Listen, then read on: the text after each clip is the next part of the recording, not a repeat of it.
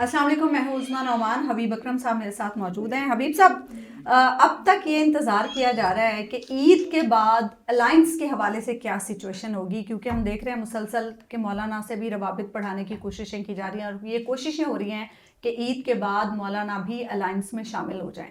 لیکن ابھی گنڈا پور صاحب نے جو انٹرویو دیا ہے، ان کی جو باتیں ہیں وہ ان سے تو ایسا لگ رہا ہے کہ الائنس کی یہ کوششیں جو ہیں انہیں سیبوٹاج کرنے کی کوشش ہو رہی ہے. دیکھیے، گنڈا پور صاحب کے اوپر یہ الزام تو تھا کہ وہ خیبر پختونخوا کے وزیر اعلیٰ ہیں اور پھر ان کے ساتھ ان کا تعلق جو ہے وہ ڈیرہ اسماعیل خان سے ہے. ایک ہی حلقے سے مولانا فضل الرحمان یعنی ڈیرہ اسماعیل خان کے حلقے سے الیکشن لڑتے ہیں اور آمنے سامنے الیکشن لڑتے ہیں. مسلسل 2013 سے آن ورڈ وہ الیکشن لڑ رہے ہیں. 2018 میں مولانا فضل الرحمان سیٹ نہیں جیت سکے، 2024 میں نشست نہیں جیت سکے.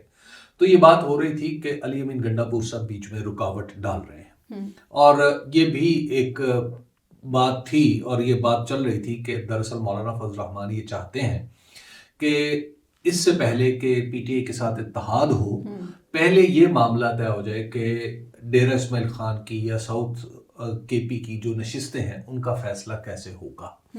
ایک تو یہ بات تھی، اور اس میں تصور یہ کیا جا رہا تھا اور غلط نہیں تھا کہ علی امین گنڈا پور صاحب اس طرح کی یعنی کوئی قربانی نہیں دیں گے کہ جو مولانا فضل الرحمان کو جس کا فائدہ ہو اپنے حلقے میں. کانسٹیٹوئنسی پالیٹکس ہوتی ہے. تو انہوں نے دو باتیں کی.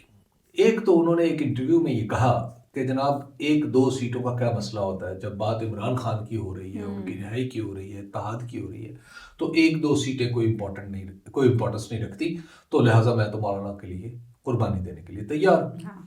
اچھا، پھر مجھے خود علی امین گنڈا پور صاحب نے بتایا تھا کہ ان کی جو مخصوص جن نشستوں پر مولانا چاہتے ہیں یا ان کے قریبی کچھ لوگ چاہتے ہیں رفقا کہ جناب یہ معاملات تو پہلے طے ہو جائے، تو کہتے ہیں جہاں تک ان نشستوں کا مجھ سے تعلق ہے تو میں تو ان کو بالکل فورگو کرنے کے لیے تیار ہوں. اب یہ آ گئی ایک طرف کی بات. دوسرا حصہ یہ ہے کہ مولانا کے ساتھ جو انہوں نے حالیہ انٹرویو دیا ہے عامر زیاں صاحب کو، اس میں انہوں نے ایک یوں کہیے کہ طنز کیا ہے. طنز یہ کیا کہ ایک تو آصف علی زرداری صاحب کو اور مولانا کو کہا ہے کہ بہت بڑے سیاستدان ہیں اور یہ اپنے آپ کو فٹ کر لیتے ہیں. دوسرا یہ کہا ہے کہ جناب دنیا میں سب سے مضبوط چیز لوہا ہے، لوہے سے مضبوط آگ ہے، پھر پانی ہے، پھر جان ہے، پھر انسان ہے، اور انسان کی جان کے اوپر صدقہ ہے، اور صدقہ جو ہے وہ تو مولوی بھی کھا جاتا ہے. اچھا، یہ تو دل آزاری والی جی، یہ دل آزاری والی بات کسی درجے میں ہے.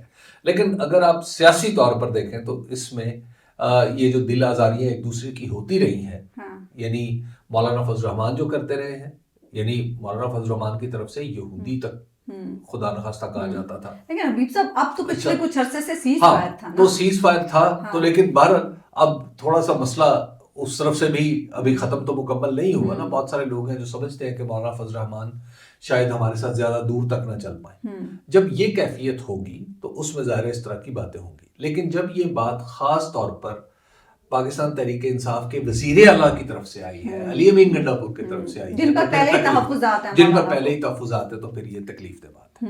کیونکہ اگر علی امین گنڈا پور صاحب یہ بات کرتے ہیں تو یہ پھر ایسے لگے گا کہ جیسے وہ رکاوٹ بنے ہوئے ہیں آج بھی. یعنی وہ بس ایک طرف تو یہ کہہ رہے ہیں کہ ہاں جی سیٹوں کا تو کوئی مسئلہ نہیں ہے، لیکن اصل میں وہ چاہتے ہیں کہ ماحول اتنا خراب رہے کہ کسی بھی صورت یہ بات نہ بن پائے کہ یہ اتحاد ہو جائے. یہ دیکھیے، یہ مولانا فضل الرحمان جو میری معلومات ہے انہیں ان کے یہ بیانات کچھ پسند نہیں آئے اور ان کی پارٹی کو بھی پسند نہیں آئے. تو یہ تھوڑی سی ایک دقت تو بنی ہے، لیکن یہ دقت میرا خیال ہے نکل جائے گی. مولانا فضل الرحمان کے سامنے اب راستے مسدود ہوتے چلے جا رہے ہیں. مولانا فضل الرحمان کے سامنے 2-3 چیزیں ہیں. دیکھیے، ایک تو یہ ہے کہ مولانا کیا انڈیپینڈنٹلی اپوزیشن میں بیٹھ سکتے ہیں. اگر وہ انڈیپینڈنٹ اپوزیشن میں بیٹھے اور پاکستان تحریک انصاف وہی طرز عمل اختیار کرے جو اس نے جو مارچ میں جو قومی سلامتی کمیٹی کا اجلاس ہوا تھا پارلیمانی، کہ اس سے پاکستان تحریک انصاف باہر رہ گئی تھی، وہ اندر نہیں گئے تھے، تو اس کے نتیجے میں مولانا کا ویٹ بھی کم ہوا نا. تو مولانا اگر اسی راستے پر چلتے رہتے ہیں کہ میں اپنی انڈیپینڈنٹ پوزیشن برقرار رکھوں اور اس کے بعد میں اپوزیشن میں بھی رہوں، تو یہ کام زیادہ دیر چل نہیں پائے گا. مولانا کی حیثیت جو ہوگی، مولانا کی بہت بھاری حیثیت ہے پاکستانی سیاست میں. ان کی پارلیمانی طاقت اگرچہ کم ہے لیکن اس سے زیادہ ہے, ان کی اہمیت اس سے زیادہ ہے. لیکن اگر وہ حکومتی سائڈ پر جاتے ہیں اچھا, تو اگر وہ اپوزیشن میں رہتے ہیں اور اکیلے رہتے ہیں تو ان کی اپوزیشن میں اور راجہ ریاض صاحب کی اپوزیشن میں کوئی فرق نہیں ہوگا, یہ حکومت کی فرینڈلی اپوزیشن ہوگی. اور اگر حکومت میں مل جاتے ہیں تو پھر مولانا کا انجام بھی, ان کی سیاست کا انجام بھی انہی کے ساتھ لکھا جائے گا جن کے ساتھ ملیں گے. ٹھیک ہے, تو لہٰذا مولانا کے پاس اب آپشنز جو ہیں وہ کم ہوتے چلے جا رہے ہیں, وقت گزرتا جا رہا ہے نا. عید کے بعد اب مولانا کے سامنے چند چیزیں کھل کے آ جائیں گی. عید کے بعد ہونا یہ ہے کہ پاکستان تحریک انصاف کوشش کر رہی ہے کہ وہ ایک تحریک چلائے. اب اس تحریک کی جزیات طے ہونی ہے. میری اب تک کی معلومات یہ ہے کہ تحریک انصاف والے یہ سوچ رہے ہیں کہ مولانا فضل الرحمان کو ہم ایک دفعہ پورا موقع دیں. اچھا, وہ ہاں یا نہ کر لیں, اپنی پوزیشن واضح کر لیں. اس کا ہاں یا نہ کرنے کا طریقہ کیا ہے کہ ہاں یا نہ کرنے کے لیے مولانا نے اپنے مجلس عموم کا اجلاس بلایا جی, جس میں بہت سارے لوگ ہیں جو جمعیت علماء اسلام کے رکن ہیں. ان کے سامنے یہ معاملہ پیش ہوگا کہ کیا ہمیں اتحاد کی طرف جانا چاہیے, اپوزیشن کی طرف جانا چاہیے, وغیرہ وغیرہ. تو جب وہ اب اور دوسری طرف انہوں نے اپنے تحریک کی جزیات طے کرنی ہے. تو پی ٹی آئی والے یہ سوچ رہے ہیں کہ ہم مولانا کو یہ موقع دیں کہ مولانا آپ یہ طے کریں, جب آپ اپنا اجلاس کر لیں, اس کی پریس ریلیز جاری کر دیں, پریس کانفرنس کر لیں کہ آپ کے پاس کیا اختیار ہے, جماعت آپ کے پیچھے چلے گی, تو پھر ہم آپ کے پاس آتے ہیں کہ اتحاد کی طرف چلیں. ٹھیک ہے, پھر ہم اس کی تفصیلات طے کرتے ہیں اور پھر ہم تحریک کا اعلان کرتے ہیں. دوسرا, تحریک انصاف کے اندر ایسے لوگ بھی موجود ہیں جو کہتے ہیں کہ نہیں, مولانا کو دباؤ میں لایا جائے. اچھا, جیسے علی امین گنڈا پور صاحب کے بارے میں بھی یہ تاثر ابھرا ہے کہ دباؤ میں لایا جائے اور ان کی مجلس سے شورا کے اجلاس سے پہلے ہی تحریک کا اعلان کر دیا جائے. اچھا, تاکہ مولانا کے پاس آپشن نہ رہے کہ مولانا کلیئر ہو کے یا تو حکومت میں چلے جائیں تو یا اپوزیشن میں بیٹھنا ہے تو پھر. لیکن کیا مولانا ایسا کریں گے؟ دیکھیے, اب یہ دیکھنا ہے کہ ضرورت کس کی ہے.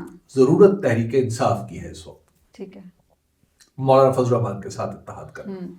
تو میری دانست میں یہ جو کچھ بات ہوئی ہے یہ اگرچہ نامناسب بات ہے ایک ایسے موقع پہ کہ جب ایک سال آپ نے محنت کی ہے, ایک دوسرے کے خلاف فائر بندی ہو گئی ہے, ایک دوسرے کے خلاف بیانات نہیں دیے جا رہے, تو ایسے موقع پہ علی امین گنڈا پور صاحب جب یہ کہیں گے تو ڈیفینیٹلی اتحاد کی کوششوں کو نقصان پہنچے گا. جبکہ جیل سے خان صاحب کی طرف سے پازیٹیو پیغامات, تو یہ نقصان پہنچے گا. تو اس طرح کا جو نقصان ہے اس سے علی امین گنڈا پور صاحب کو بچنا چاہیے, اور شاید یہ وہ چیز ہے جس پہ پارٹی کے اندر ان کی جواب طلبی بھی ہو. اچھا ابھی صاحب, ہم دیکھ رہے ہیں کافی ٹائم سے مولانا سے معاملات چل رہے ہیں. عید کے بعد آپ کو کیا لگ رہا ہے کتنا ٹائم لگے گا کہ کچھ کلیئرٹی آ جائے کہ کس سائڈ پر ہے مولانا؟ میرا خیال ہے زیادہ سے زیادہ 2 مہینے لگیں گے. اچھا, 2 مہینے. 2 مہینے زیادہ سے زیادہ لگیں گے. اس کے اندر ہو سکتا ہے عید کے فوراً بعد معاملات اتنی تیزی سے آگے بڑھے کہ وہ 2 مہینے کا 1 مہینے کے اندر اندر فیصلہ ہو جائے. میرا گمان یہ ہے کہ آئندہ جو اپریل کا مہینہ ہوگا اس کے اندر اندر ہی چیزیں طے ہونی ہیں, اور وہ طے ہو کے آگے بڑھنی ہے. ٹھیک ہے, اور اگر یہ اتحاد بن جاتا ہے تو پھر حکومتی سائڈ کو کتنی پریشانی ہو سکتی ہے؟ دیکھیں, یہ اتحاد بنے گا نا تو اس کی 2 حصے ہیں اتحاد. ایک تو اتحاد کی تحریکی قوت بڑھ جائے گی, ٹھیک ہے نا, وہ جو تحریکی قوت بڑھے گی وہ ایک حکومت کے لیے پریشانی کا باعث ہوگی. مثلا ایک طرف علی امین گنڈا پور صاحب قافلہ لے کے آ رہے ہوں, یا جنید اکبر قافلہ لے کے آ رہے ہوں کے پی سے, مولانا فضل الرحمان کراچی سے چلے اور ایک قافلہ لے کے آ رہے ہوں, تو اب یہ دونوں قافلے اسلام آباد کی طرف آ رہے ہوں تو اسلام آباد کے لیے بہت ساری مصیبتیں بن جائیں گی. صحیح, ٹھیک ہے نا, کیونکہ پھر آپ کے ایل پی روڈ جسے کراچی لاہور پشاور روڈ کہتے ہیں, آپ قومی شاہراہ کو کہاں سے بند کریں گے؟ ٹھیک ہے, دوسری طرف موٹر ویز کو بند کریں گے.